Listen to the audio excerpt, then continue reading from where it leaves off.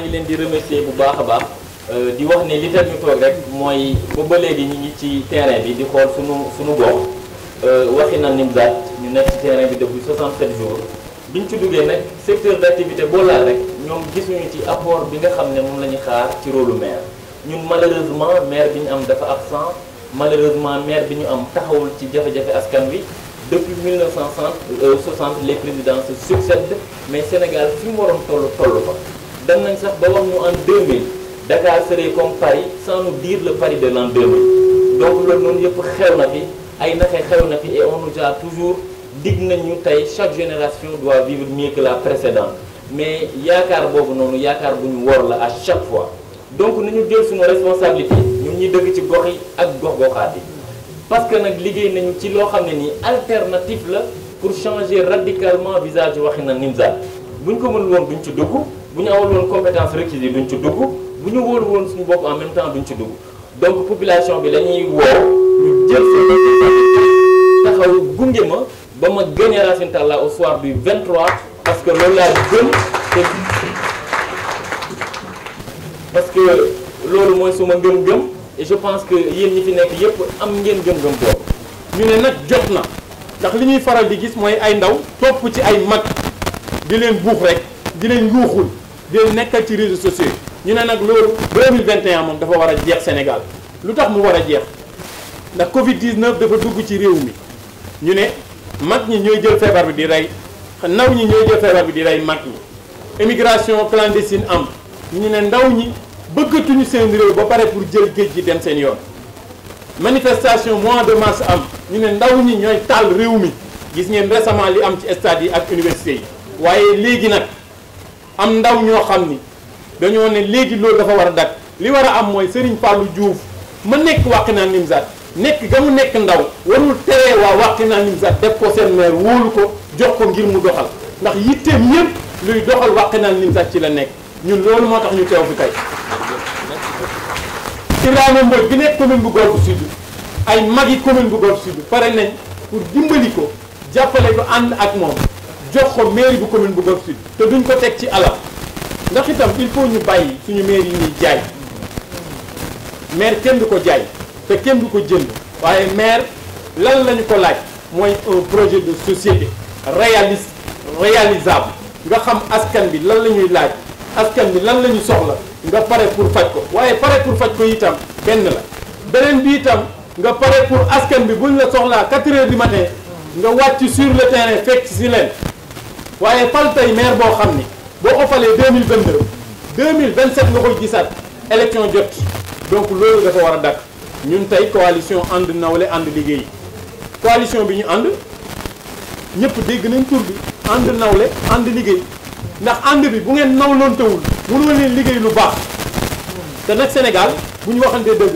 ànd jayante moo fi am tàqalikoo jëwante ànd lekkante moo fi am tàqalikoo jëwante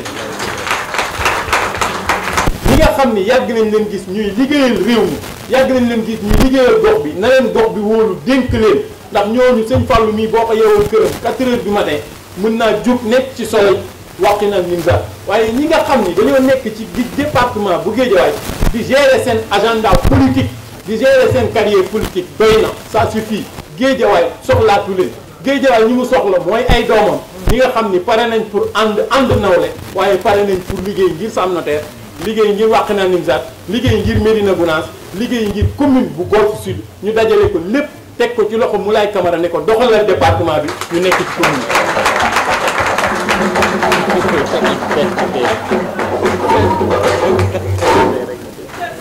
L'élection locale est une élection plus citoyenne que politique. Il ne faut pas que les schémas politiques, il ne faut pas que les partis classiques là nous mènent encore en bateau. Il faut qu'on refuse ça. Voilà des mouvements citoyens incarnés au niveau de Golf Sud par Ibrahima Khalil Mbodj, incarnés au niveau de Wakhinane par Serigne Fallou Diouf, incarnés au niveau de Sam Notaire par Moulay Camara, incarné au niveau de Ndiarème Limamoulaye, il est en retard, par notre ami et frère Raymond. Au niveau de Gounass, Cheikh Ibra Gueye. Donc je pense qu'on est prêt. Et la preuve en est que beaucoup de listes qui n'ont pas compétit au niveau de la ville acceptent aujourd'hui d'adhérer à notre cause et de voter pour nous, pour la ville.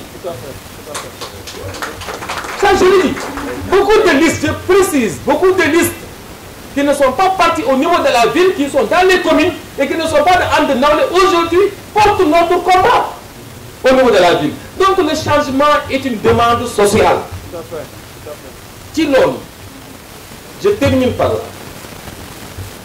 J'invite le maire sortant, Aliou Sall, à l'ouverture de la campagne à un débat programmatique, ici dans cette salle, supervisé par la presse. Parce qu'aujourd'hui, on n'est pas à l'heure du folklore, on n'est pas à l'heure du lyrique, on doit passer à l'essentiel. L'essentiel c'est quoi? C'est parler aux populations. On ne doit pas parler aux populations. Jégal leen fu mu toll nii xam nga liy farata waxal askan bi li nga xam ne moom moo mën a nekk waaye gis nga caravane meeting tàccu fecc kenn xamul foo toll kenn xamul foo jëm tey jii li Ibrahim wax def ci programme sëñ Fallou de wax ko def ko mu am débat ngeen xam fu mu bëgg a dem xam lu leer. Je pense que loolu dañu war a instaurer moom nag dane am na bilan nañoo ñu def débat autour de son bilan. Ici je dis qu'il a un bilan mitigé. Il a un bilan mitigé parce que Aliou a toujours rendu accessoire ce qui est prioritaire et prioritaire ce qui est accessoire. C'est ce que résume toute sa politique de développement local. Et aujourd'hui bu ñu ñëwoon taxaw fii ñu def débat programmatique mu def bilan yaakaar naa ni moom la askan bi gën a soxla. Toutes les autres candidatures nag surtout celle de Yewwi Askan Wi est une candidature fallacieuse. C'est Malick Gakou qui est derrière et il joue par procuration. Et Malick Gakou est un partenaire du régime. Aujourd'hui, s'il ne l'était pas, il allait être candidat à la ville. Il n'ose pas être candidat à la ville, il joue par procuration. L'appel du pied fait par Aliou Sall récemment n'est rien d'autre qu'une preuve qu'ils sont ensemble. Ils sont ensemble. Yewwi Askan Wi égale Benno Bokk Yaakaar. Si Yewwi Askan Wi était sérieux à Guédiawaye, Malick Gakou serait leur candidat. C'est parce que Yewwi Askan Wi égale Benno Bokk Yaakaar que Malick Gakou n'ose pas se présenter. On l'a toujours défié pour qu'il se présente. Il n'ose pas se présenter. On l'a défié en 2014. Il n'a pas osé. Raison pour laquelle j'ai été candidat. Ma candidature en 2014 a été motivée par son refus de se présenter. Et il y avait des témoins que je peux citer. Oui. Aujourd'hui, nous défions le maire de la ville de Guédiawaye. Nous l'invitons le 8 janvier dans cette salle. Et nous allons, notre directeur de campagne va lui adresser une correspondance en ce sens-là. Pour qu'il tienne avec nous un débat programmatique. Assalamu alaikum wa rahmatullah.